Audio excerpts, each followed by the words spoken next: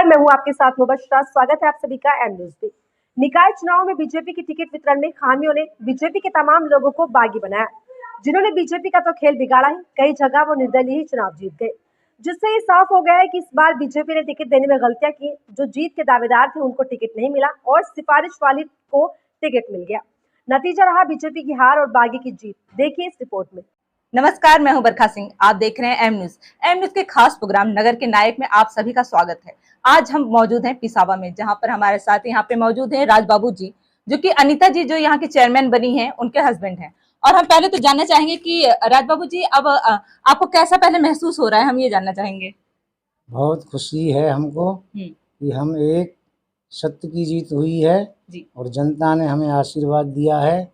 इसकी बहुत बहुत हम उनकी भूर भूर प्रशंसा करते हैं, उसको साधुवाद देते हैं कि उन्होंने हम पे भरोसा किया। तो जनता ने आप पे इतना भरोसा किया है, तो इतनी पार्टियों से लोगों ने खड़े हुए थे, इतने सारे प्रत्याशी थे, उन सब के बीच में आप निर्दलीय अपना पहिया लेकर सब पर जो रौंदते हुए आगे बढ़े हैं, तो इसके पीछे कोई खास वजह? खास वजह ये है कि हम जनता से हमेशा जुड़े रहे। 15-20 साल की जो सेवा थी, हम जन जन से व्यक्तिगत रूप से मिलते रहे, उनकी सेवा करते रहे। उसी का परिणाम है कि जनता ने हमें भरपूर सहयोग दिया। तो आप बीजेपी के कार्यकर्ता भी रहे हैं और यहाँ के जो बीजेपी के प्रत्याशी थे वो भी हार गए, तो अब आपने कुछ सोचा है कि अब आगे आप ज्वाइन करेंगे या नहीं बीजेपी?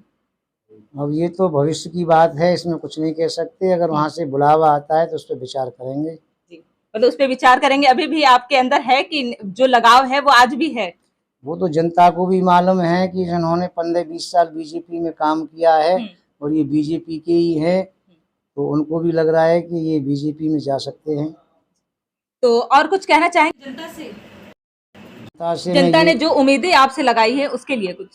जनता से जो हमसे उम्मीद लगाई हैं, जो उनकी अपेक्षाएं हैं, जो उनकी भावनाएं हैं, उनसे कहीं उनकी अपेक्षाओं पे हम खरा उतरेंगे और जो गरीबों की योजनाएं हैं उनको हम क्रियान्वयन करेंगे और जन जन की सेवा करेंगे और उनका भरपूर सहयोग लेकर के आगे बढ़ेंगे और नगर पंचायत पिसावा को एक आदर्श नगर पंचायत बनाने की कोशिश करेंगे।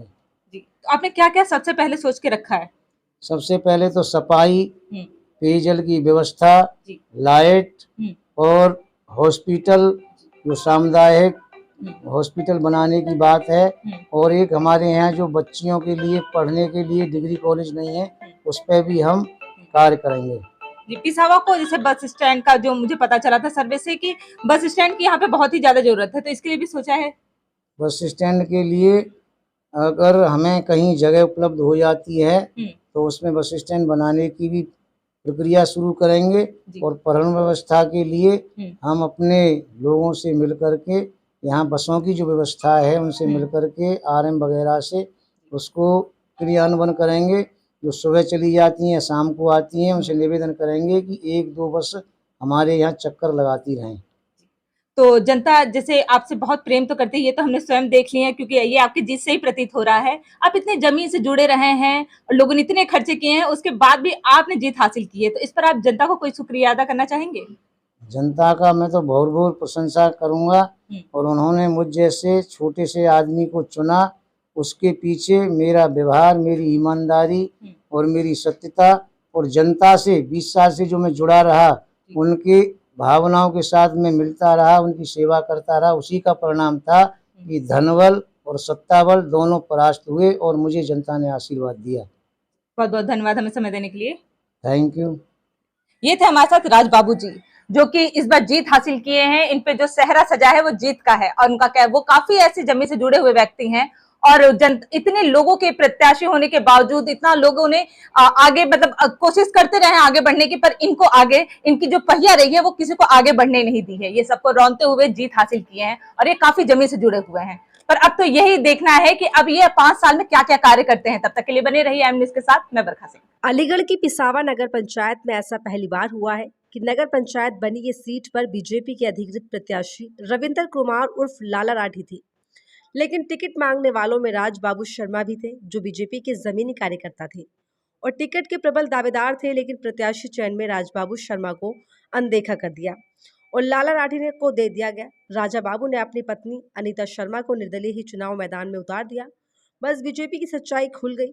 चुनाव में जनता ने बीजेपी को नकारा और निर्दलीय राजबाबू की पत्नी अनीता शर्मा को जीत का सेहरा पहना दिया। राजबाबू कहते हैं कि जीत का सेहरा पहना दिया है जनता ने।